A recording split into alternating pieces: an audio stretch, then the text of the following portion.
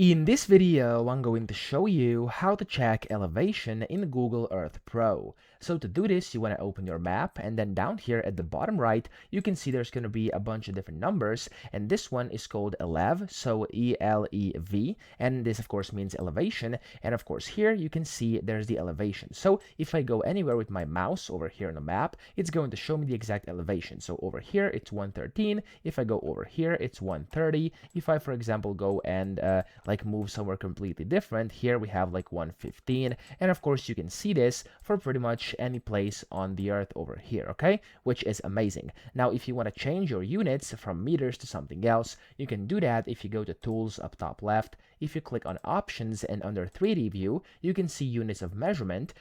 I have system defaults right now. I can switch to feet, miles. If I click on apply, there we go, it's now showing the feet. Okay, so that's how to do this. I hope this video helped you out. If it did, please subscribe to the channel and help me out as well.